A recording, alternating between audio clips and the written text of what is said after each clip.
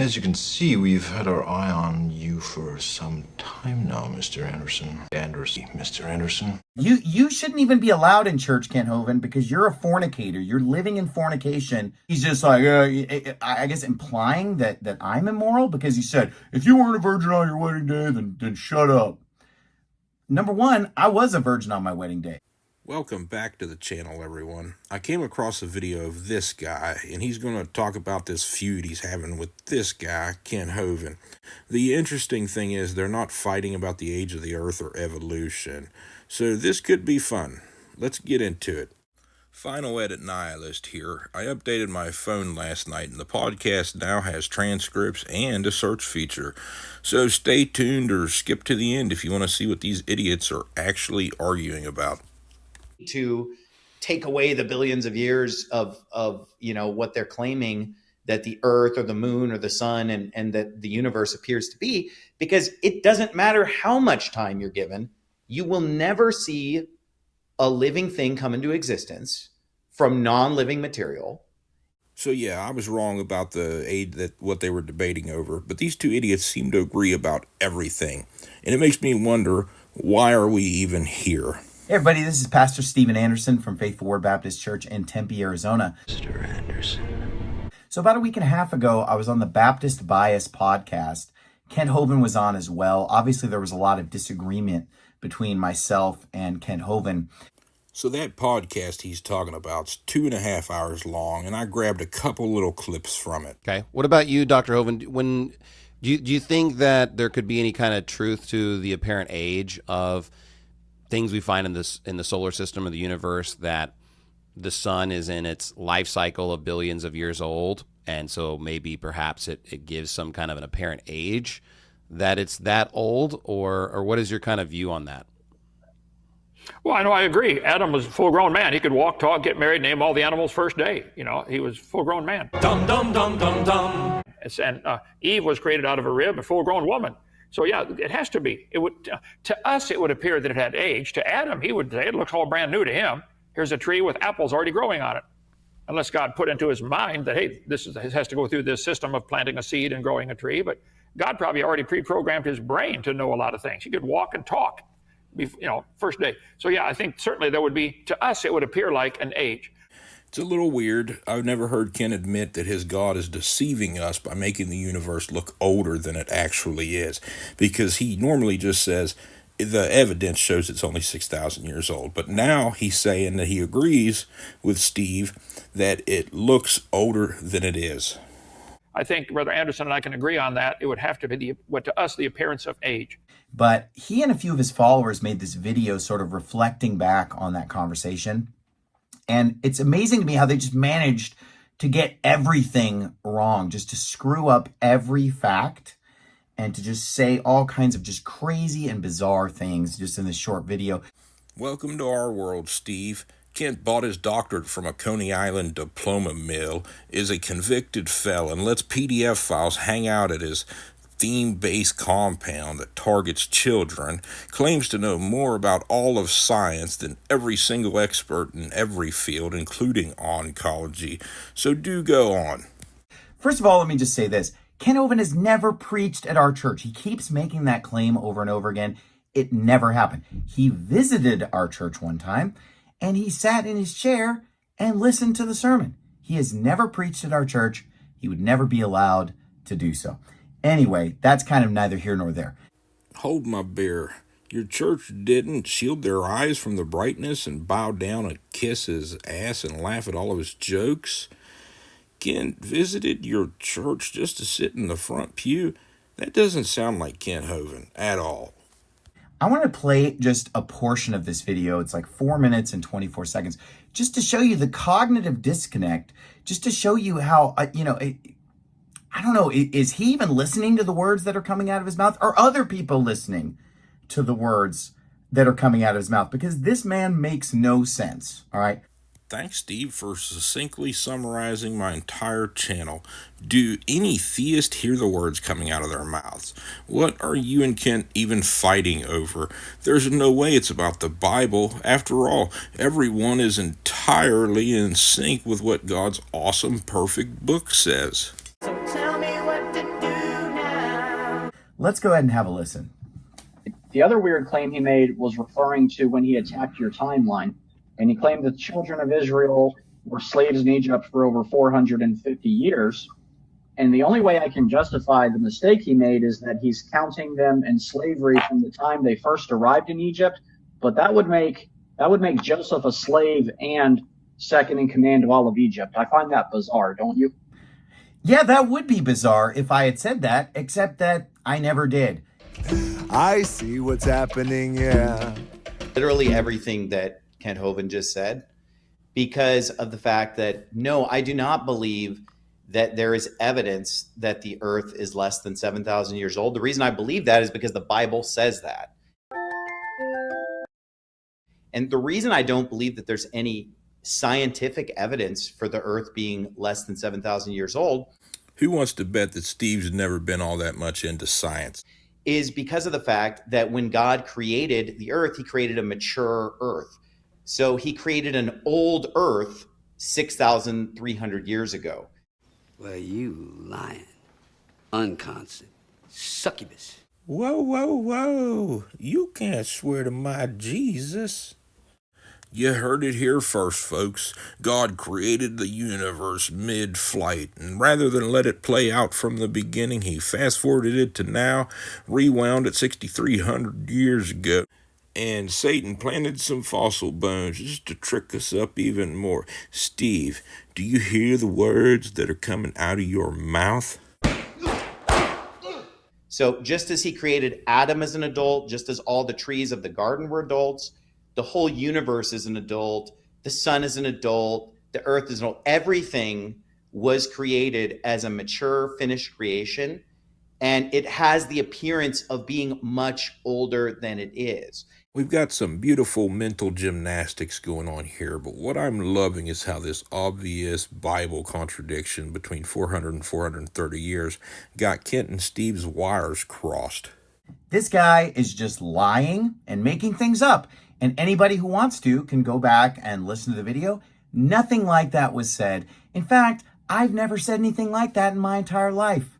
So what? In the first 5 minutes of that podcast, you said your God is basically low-key and thought it would be funny to trick us all by burying fossils and having starlight traveling mid-flight from distant galaxies. You know, Steve, I am almost positive that creationists wouldn't take you serious because you're yeah. Okay, what is this guy even talking about? The number 450 never came out of my mouth. I never said that they were slaves the whole time.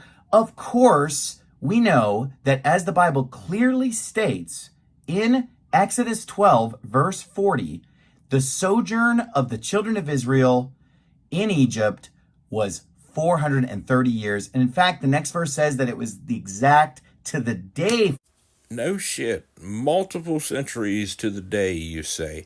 Is that like the 250,000 people all left Egypt on the same day? Like they didn't move out in herds and packs, form a line? So the sojourn of the children of Israel in Egypt was 430 years. And then the Bible clearly says that they were evil and treated for 400 years. Obviously, that's because when they first got there, things were going good. This is all I've ever taught. Obviously, for the first 30 some years, they were going good. I think the 400 years is a rounded number, whereas the 430 years is an exact number according to the Bible. Do you understand the words that are coming out of my mouth? So the 400 years is your best guess because it couldn't all go to shit in a single day, but exactly 430 years later, it was all good. Do you hear the words coming out of your mouth? But anyway, this guy just makes this crazy false accusation. Hey, what do you think about that, Dr. Hovind? Well, yeah, and I did some slides on that. How long were they in Egypt? My timeline is exactly correct. His is wrong, okay? Many people have, was it 430 years? Contradictions in the Bible. Here it is. There, okay. Oh, DV. Put my slides back up there, brother. How long were they in Egypt? Atheists love to pick on this and say there's a contradiction in the Bible. Let me get to bend way over here, brother. Okay. Can't just call this theist an atheist, and he's so butthurt about it. Like, it actually hurts Steve's feelings. He's so upset. He's like, he's lying. He's lying. Okay. Now, notice how misleading this is. He's claiming that this is a contradiction in the Bible between these three numbers, 215, 400, and 430. 2,000 years later. Just going to be a total straw man now about what atheists are saying about a number that isn't even in the Bible. It's so sad. Steve has like no concept about Ken Hovind. It's like he didn't know that if he wasn't on his hands and knees giving him a reach around and licking the rim, that he wasn't going to accept him as a brother. Hey, brother. I have to eat crow, brother. Crow doesn't taste good, but that's okay. No, there's no contradiction. Was it 215 or 400 or 430? And he made a big deal out of that my timeline is wrong. This has been a question people have answered hundreds of times for the last hundreds of years, okay? Was it only 215? Was it 400? Was it 430? There's a great article on Answers in Genesis about that. How long were they in Egypt? Kid's trying to grift off Answers in Genesis because his kid works there, and Answers in Genesis disagrees with Ken Hovind on like everything he's ever said. You can go read that stupid article from Answers in Genesis where it's like, oh, they rounded up the names. That's how they did it historically, except it shows their timeline shows all these ages, 75 to 85, 85, 86, 100, 105, 140, 160, 75. I mean, it's just so dumb. It's too precise to be historically accurate. It takes lots of different ingredients to go in to make a cake, okay? So let's look at all the different factors in this supposed contradiction. We know from the dates given in the Bible how old Adam was when he was born. Genesis chapter 5, you can get my chart. Break out your chart, Kent. Maybe you could tell us how long Adam was in the garden. I mean, he died at 1,000 years old. Does that mean he spent like 700 years in the Garden of Eden? And the dates, you can simply add them up. Again, this is a total straw man because I never said there was a contradiction. I'm not an atheist. BC. 215 isn't in the Bible. Abram, and changed his name to Abraham. We know the date of that was but about he's got the 2000 slides for BC. it, so let's go. God called him. I haven't listened to the whole debate yet, but check out Kent's fucking incoherent babbling. The speed of light is amazing, is the speed, and the speed of sound can be slowed down or speeded up depending what medium you're going through. Sound goes 16 times faster through steel. That's why you can lay your head on a train track and hear the train 5 miles away. But to me, it's not worth arguing about. The people are asking, how did the light from the star get here? If the earth is only 6,000 years old, they're asking the wrong question. He said he stretched out the heavens, Isaiah 40. So he made the stars on day 4, and then he stretched them out. So the question is not how did the light get from the star to here, but how did the star get from here to there? Did Kent just describe the Big Bang while completely misrepresenting it as though it's the way that it happened? Let me know in the comments. So that would also cause the redshift. It's a simple, I think, scientific answer to give people something to hang on to besides the crazy evolution idea. I agree, there seems to be a red shift. I agree, the stars seem to be receding. That's the only logical explanation is the red shift for the red shift is the star moving away. But I don't have to say, the Bible says 6,000 or the dates add up to about 6,000. And so to me, it fits fine. I don't have a problem with that. Kent says in this debate that a light year isn't a measurement of time. And then he talks about the speed of sound and the speed of light. And what is speed? Right, a measurement of distance over time, such as a year is a measurement of time. We know the date of that was but about he's got the slides for BC. it, so let's go. God called him. So God said to Abram, I know you're a stranger in a land that's not yours. They're going to be your children are going to be a stranger in a land that's not theirs, your seed. And they shall afflict them 400 years. Well, for the first 30 years, they weren't afflicted. Joseph invited his family to come down and live with them, and Joseph was the vice pharaoh. Here's a quick summary of the story of Joseph, in case you don't remember it. His brothers were super jello of his awesome dreams, so they planned to murder him. They chucked him down an empty well, and luckily somebody was coming by, and they sold him into slavery. covered his robe in goat's blood or some shit, gave it to the father, and he cried. And then while Joseph was in prison, Pharaoh heard about his awesome dreams that he had, made him the hand of the king, and then Joseph played some games with his brothers and eventually tricked his father into coming to Egypt, and I guess they lived happily ever after. And Joseph was the vice pharaoh. He fed him and took care of him. Did everybody just hear what Ken Hovind said? Ken Hovind just said, for the first 30 years when they got to Egypt, they weren't afflicted. Pay attention, because this is going to be important later. He just said, for the first 30 years, hey, Joseph was invited to be the vice pharaoh. Everything was going great for the first 30 years. Don't you see the contradiction, Steve? That if you're freed one day and 400-ish years earlier, you weren't imprisoned on the same exact day, how in the hell did they get freed on the exact same day if it took them 30 years to be not free? Of course they weren't afflicted for the first 30 years, right? Just wait till you hear where this conversation eventually goes. And took care of him and all that stuff. So for 30 years, they were not afflicted. Yeah. For 400 years, they were. That's right. So one verse says 430, one verse says 400. Well, they're both right. That's right. They were in Egypt for 430 years, but they were afflicted for 400 years. Yeah. I don't understand why anybody thinks that's a contradiction. They don't. What do you mean they don't? If you got freed on the exact same day, centuries later, it would have all had to have gone to shit on the same day. They shall entreat There's them no evil issue. for 400 years. Right, exactly. And about the fourth generation. So it says, I say this, the covenant, the land was 430 years. Okay? And they claim it's a contradiction. And he wants to change what people have already settled hundreds of times. They've done all the math on this and say, look, they were in Egypt for 430 years, but they were afflicted for 400. It's not a contradiction at all. Nope, it isn't. No issue. I don't know what he's trying to do, but... I don't know what you're trying to do, Ken Hovind. As an atheist, this is nothing but a moot point. 400 years in Genesis is basically 4 generations prophesied by Yahweh. And in Exodus, it's after the fact and a more accurate number. God appears to him in the night on the eve of entering Egypt and confirms the promise to him. And oh, watch yourself, it's the claw. Oh, the claw's coming at you. Oh, you're scared of the claw. You're scared of the claw. Ooh. That is what is referred to when it talks about the law being 430 years after that. Because the Bible just flat out says that the time of the sojourn of the children of Israel in Egypt was 430 years. You can't get around the crystal clear, precise wording of Exodus 12, 40, and 41. Timeline is wrong. First place, I don't think I'm wrong. I think I'm right on that. And it's not worth fighting or splitting the church over. Nobody's splitting the church over anything. I'm loving it. You shouldn't even be allowed in church, Ken Hovind, because you're a fornicator. You're living in fornication with your third consecutive concubine, okay? Boy, that escalated quickly. I mean, that really got out of hand fast.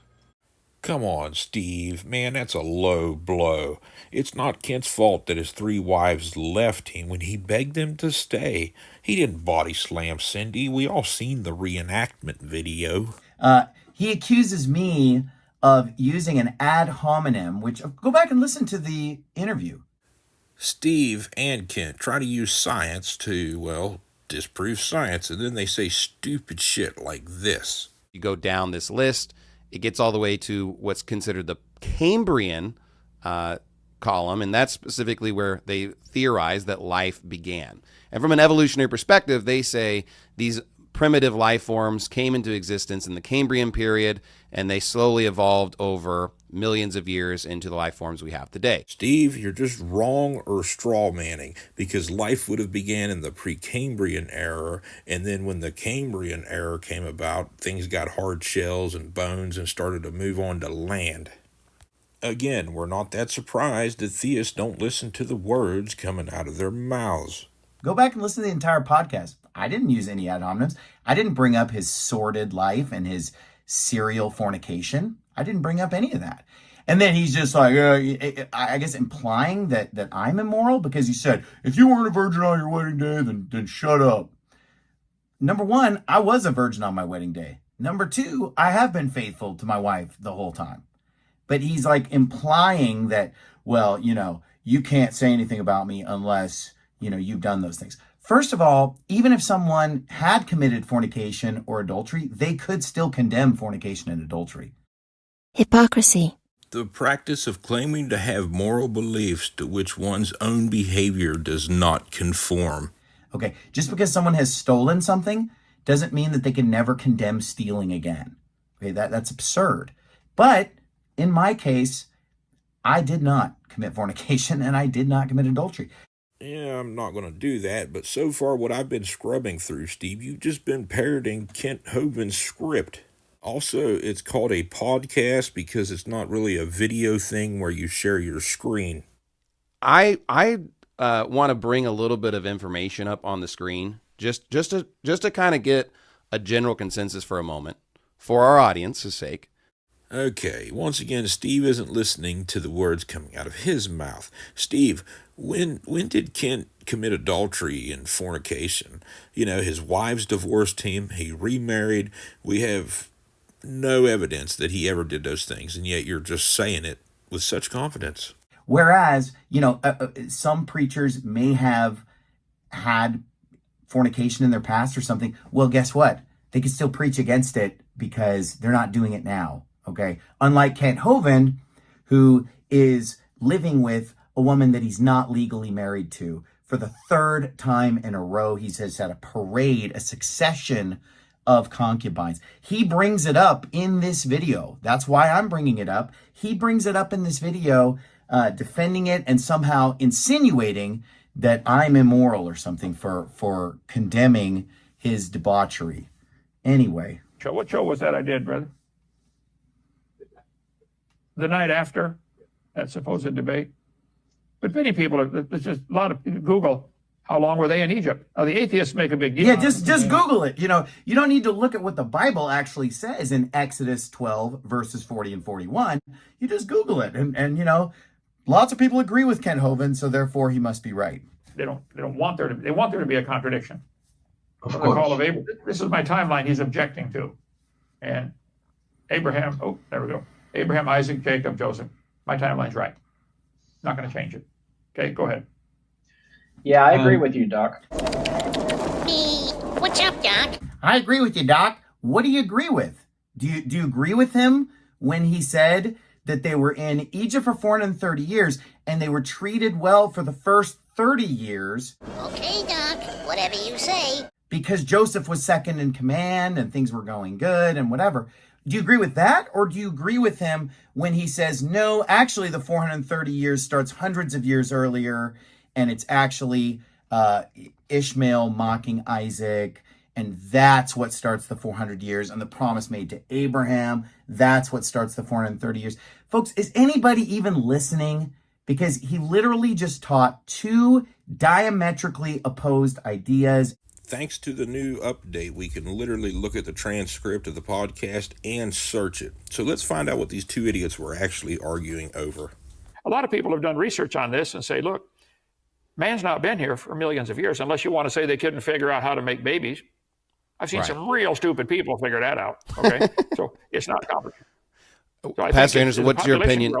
Yeah, Pastor Anderson, what's your opinion on the human population? Purpose. It is purpose. Purpose. Purpose.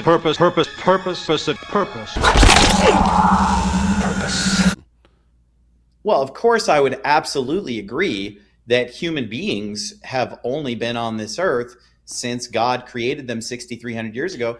And I would also agree that, of course, only 8 people got off the ark and that the entire human population has come from those 8 people. And that's exactly how it happened. You see? You believe it now? Well, yeah, sure. Why would he make that up? Dum, dum, dum, dum, dum. And so if we believe the Bible is God's word, then we must believe that the children of Israel were in Egypt for 430 years, not 215 years, as that chart shows. To debate you on how long they were in Egypt, if you like to have a debate, I've had 351 debates with atheists. They were in Egypt for 430 years. That does not start with the time they went down there as slaves. You need to do a little more study on that. That's easily answered. The flood was 4,400 years ago. So do a little more study, brother. I'll help you if you'd like. You're wrong. No, right. You need to do a little bit more study on that, because it is literally impossible to make any descendant of the person Israel be in Egypt for 430 years based on your chart.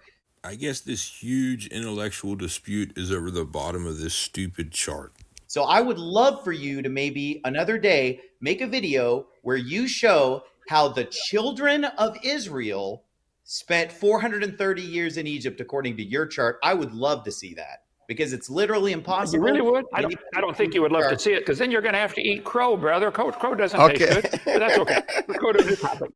So that's where I'm going to end it. Thanks for stopping by. Do that like and subscribe shit, and let me know in the comments if you think that Kent's chart is wrong, because they both seem to agree on the number of years.